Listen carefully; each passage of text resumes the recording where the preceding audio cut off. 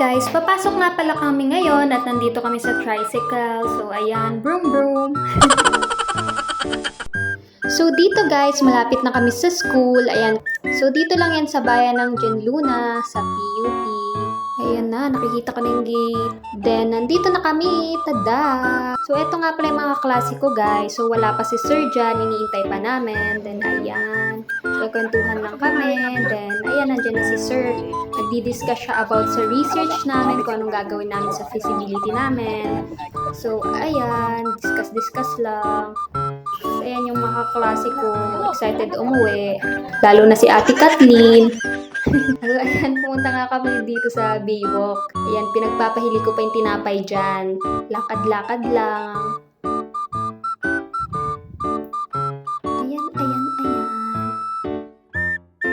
Ayan. Ang bilis na nasa tricycle agad kami at nakauwi na kami. Bye!